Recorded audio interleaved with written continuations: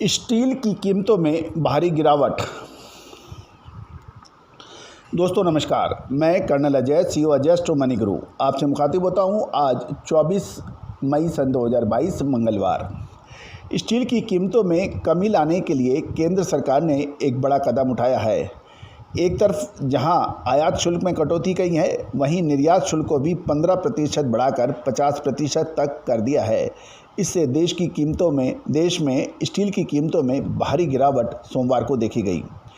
Engineering export promotion council ने कहा है कि कीमतें कम होने से इंजीनियरिंग प्रोडक्ट बनाने वाली कंपनियों को लाभ हो सकता है और वो ग्लोबल मार्केट में अधिक कॉम्पिटिटिव यानी प्रतिस्पर्धी बन सकती हैं।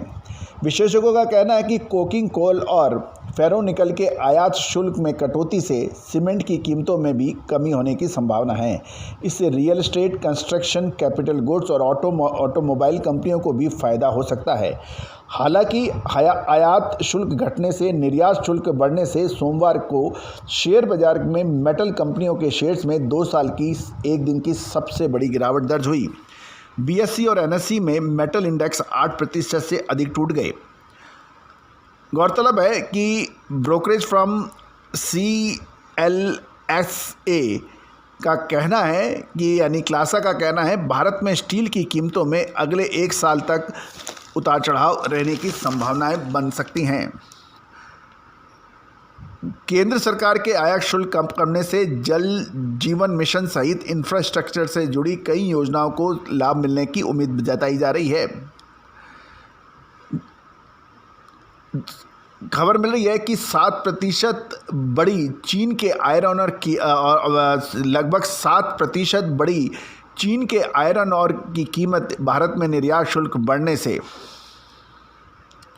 17% से अधिक गिरा एक महीने में मेटल इंडेक्स। यदि हम मेटल शेयर्स को देखें तो जिंदल स्टील में 17% की गिरावट दर्ज हुई, टाटा स्टील में लगभग 12% और JSW स्टील में लगभग 13% की गिरावट देखी गई। स्टील अथॉरिटी ऑफ इंडिया यानी सेल में लगभग 11% की गिरावट थी और NMDC 11% से अधिक की गिरावट देखी गई। वेदांता के अंदर 2.77% की गिरावट थी और हिंडाल्को में 3.65% की गिरावट रही। APL अपोलो के अंदर 3.5% की गिरावट दर्ज हुई।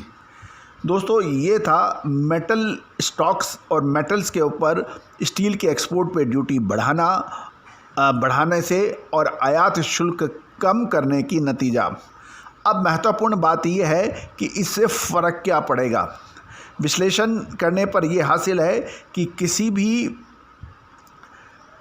मेटल को बहुत तेज़ी से चढ़ाना और तेज़ी से गिरने से फ़ायदे की जगह अक्सर नुकसान देखने को मिलता है। गौरतलब है कि पिछले साल खाद्य तेलों में तेज़ बढ़ोतरी को देखते हुए सरकार ने कुछ प्रतिबंध लगाए थे। सोयाबीन के अंदर NCDX के ऊपर वायदे बाजार के ऊपर रोक लगाई थी और इंपोर्ट ड्यूटी में कमी की घोषणा की थी।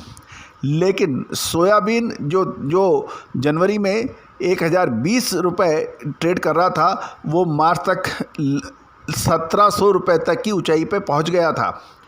तो कई बार रोक लगाना, इंपोर्ट ड्यूटी घटाना और एक्सपोर्ट ड्यूटी बढ़ाने से संपूर्ण नतीजे हासिल नहीं होते हैं। गौरतलब है कि स्टील एक अंतर्राष्ट्रीय मेटल है और इसके भाव रॉ मटेरियल, कंजम्पशन और अंतर्राष्ट्रीय बाज़ारों में मूल्य के आधार पर ग्लोबल मार्केट में तय होता है। यह भी एक महत्वपूर्ण बात ज़रूर है कि आजकल हर चीज़ ग्लोबल मार्केट के उतार चढ़ाव पर ही देखा जाता है। कोई भी एक देश पूर्ण रूप से किसी भी मेटल या कमोडिटी को पूर्ण रूप से कंट्रोल करने में सक्षम नहीं है।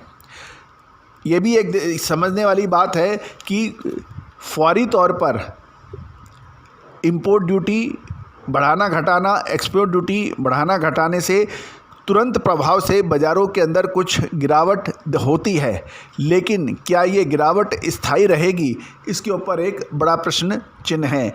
क्योंकि खबर मिल रही है चीन ने 7% ने आयरन और की कीमतें बढ़ा दी हैं भारत में निर्यात शुल्क बढ़ाने से।